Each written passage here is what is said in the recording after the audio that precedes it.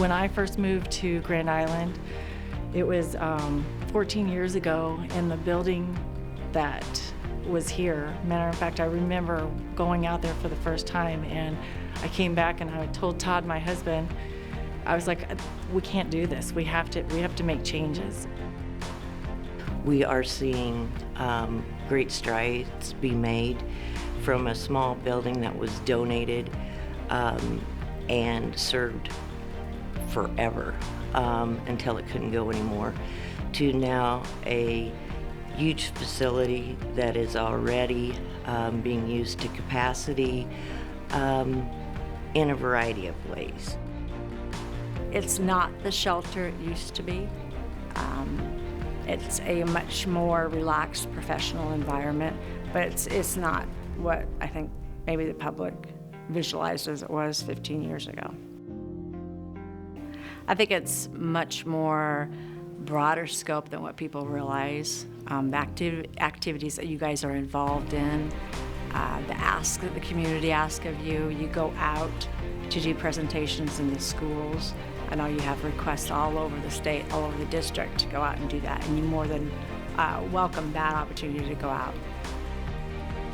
We see the future coming in education.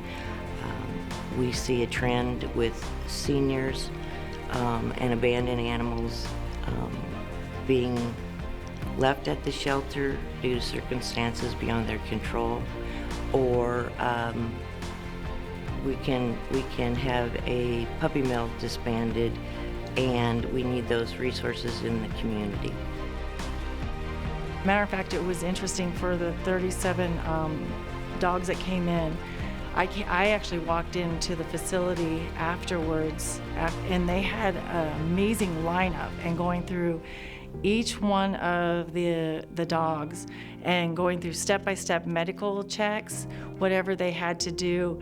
And I don't have that mindset, but it was amazing, the organization and also the commitment that they have, and what they gave, and the smiles on their faces as they went through each one of the dogs, and some of them were in bad shape.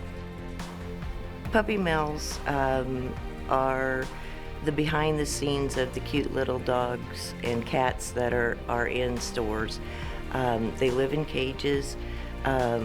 These dogs walked on wire floors.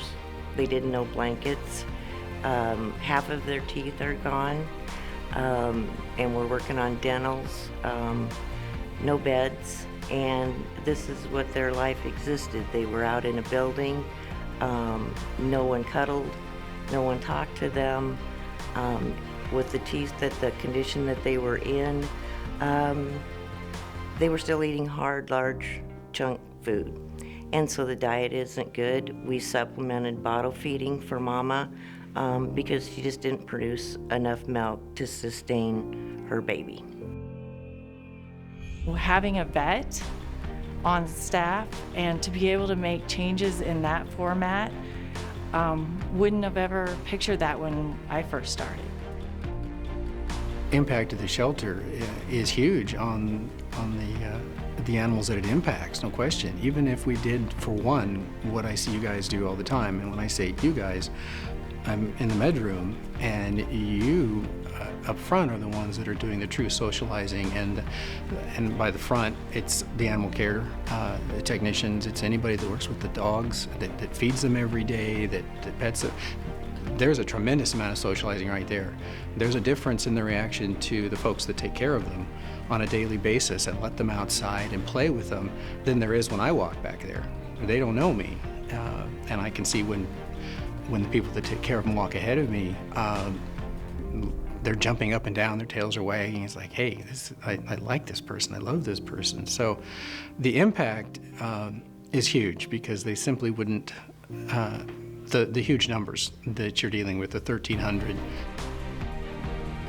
I remember we were high-fiving, and I know I probably can't say this, but wanting to go out for shots for the celebration factor. We just wanted to celebrate, because look at what it's all about what we've accomplished, and the presence that we've made how many people are coming out to the facility and wanting to be a part of it. With 1,300 adoptions, that means that people have driven into Grand Island, gotten to see the amenities that we have, bought gas, bought food, did a little shopping, went home with a furry friend. It's the compassion and the care they have. They don't do it for the money, God knows. They should. They should all be making about $1 million an hour. They're there because they care. Again, a lot of times, an animal situation will turn into a human situation, and that opens up an investigation into, and I've had it happen before. There's a complaint about an animal getting mistreated. We investigate it, and turns out there's also child abuse going on. And we wouldn't have been aware of that unless the Humane Society had, brought us into the situation, and that opened up our eyes to something that needed to be investigated and dealt with. So it's critically important. It's my therapy. I work a very stressful 9-to-5 job. That's why I only have the dog classes one night a week, is on Tuesday nights, is because it's my therapy to get through my stressful day. It's my give back to the community that gives me back more than I could possibly give it.